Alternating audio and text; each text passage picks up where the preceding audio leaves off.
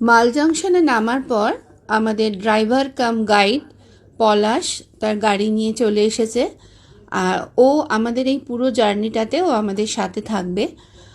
আর আমরা জিনিসপত্র সমস্ত গাড়ির মাথায় গুছিয়ে নিয়ে মাল জংশন থেকে বেরিয়ে পড়লাম ঝালংয়ের উদ্দেশ্যে। তো পথে একটুখানি আসার পর আমাদের সবাইরই খুব কফি খেতে ইচ্ছা করছিল। তো পলাশ এই রেস্টুরেন্টটাই বললো এখানে আসতে।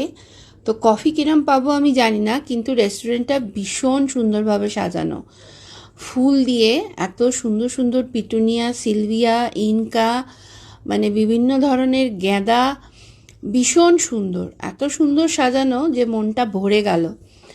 আর অল্প অল্প ঠান্ডাও লাগছে। আর এই দেখো স্যান্টা বুড়োও কিন্তু রয়েছে আর গিটার বাজাচ্ছে। আর সামনেই 25শে ডিসেম্বর, তো কেক তো খাওয়া বানতাই হ্যাঁ। সৌগত একটা গরম কেকও নিয়ে নিয়েছে। তো আমরা কেক আর কফি খাবো এখন। তোমাদের সাথে একটু ছোট্ট করে ফুলগুলো শেয়ার করলাম, ভীষণ সুন্দর। তার সাথে কফিটাও ছিল অসাধারণ। কেক আর কফি খাওয়ার সাথে সাথে বোনাস হলো 3টে ভিনটেজ কার ছিল এদের। তো ছবি তো একটু তোলার লোভ হলোই ভিনটেজ কারের সাথে।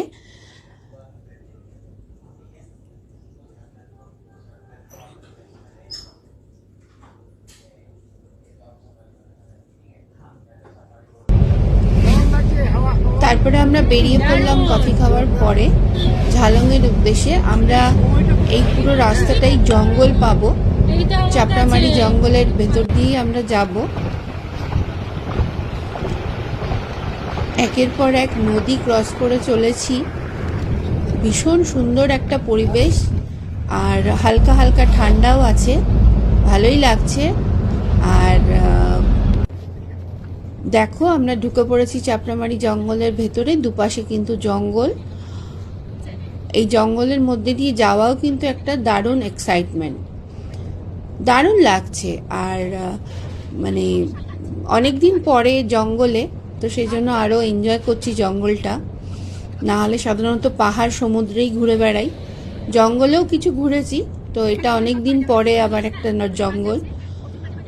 চলো দেখা যাক, তোমাদের ঝালং অবধি আমাদের সাথে আজকে ট্যুরে নিয়ে যাব। তো ঝালং পাহাড়ের উপরে খুব সুন্দর একটা শান্ত পরিবেশ। দেখি, শুনেছি পড়েছি, আজকে নিজের চোখেই দেখব। আমাদের গাড়ি এগিয়ে চলেছে এবং সুন্দর রাস্তা। এই রাস্তায় কিন্তু বাসও চলে, বাস বা গাড়ি। দেখো আমরা ঘুরে গেলাম ঝালংয়ের দিকে আর সোজাটা চলে গেল আলিপুরদুয়ারে।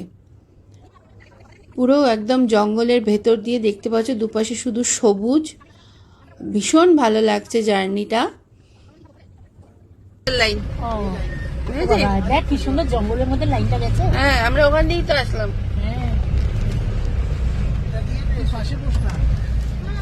দেখেছো কি সুন্দর, আমি দেখেছি। ওরা ওদের মতন ঘুরছে ফিরছে, খাচ্ছে, গান নাচছে, কি সুন্দর। বাবা আমরা হ্যাঁ ট্রেন থেকে নেমেই আমরা দেখা শুরু করে দিলাম। দেখছেন দাদা আমি কত লাকি। ওদের যাচ্ছে। হ্যাঁ দেখেছি,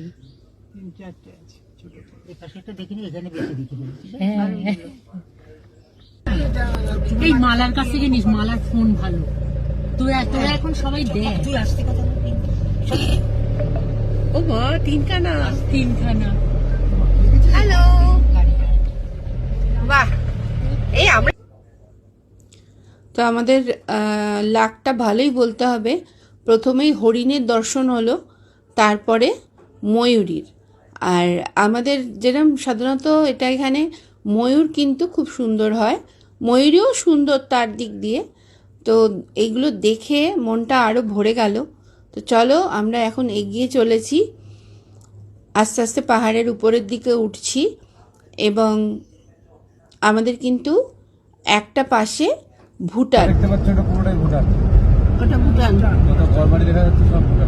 আচ্ছা বুঝলি, পুরো ভুটান বর্ডার।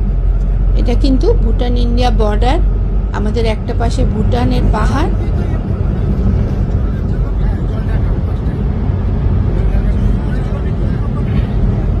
সেটা বিন্দুতে।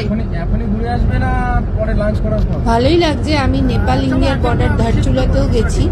তো এখানে এই জায়গাটা হলো ভুটান আর ইন্ডিয়ার বর্ডার। এখানটা ওপাশটা ভুটান, এপাশটা আমরা ইন্ডিয়াতে রয়েছি। দেখো কফি, এখানে কিছু কিছু কফির চাষও রয়েছে। চা বাগান তো প্রচুর রয়েছে, তোমাদের দেখিয়েছি, আরো দেখাবো। প্রচুর চা বাগান রয়েছে।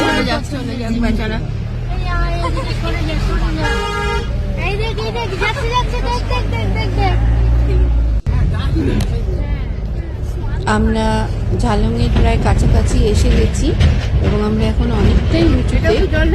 দেখো কাজ হচ্ছে কিছু কিছু জায়গায়, তার জন্য আলাদা আলাদা করে ভাগ করা আছে। রাস্তাও বেশ মানে একদিকটা ভালোই খাদ আর কি। ভীষণ ভালো লাগছে। আর মানে ঠান্ডাটাও কিন্তু আস্তে আস্তে বাড়ছে। আমরা যত উপরের দিকে উঠছি ঠান্ডাটাও বাড়ছে। আমরা এখানে থাকবো এসএস হোমস্টেতে ঝালংয়ে। আর তারপরে ঝালং থেকে যা যা ঘুরবো সেগুলো তোমাদের সাথে শেয়ার করব। আমরা অলরেডি এসে পৌঁছে গেছি ঝালংয়ে। খুব সুন্দর একটা পাহাড়ি পরিবেশ আর খুব শান্ত।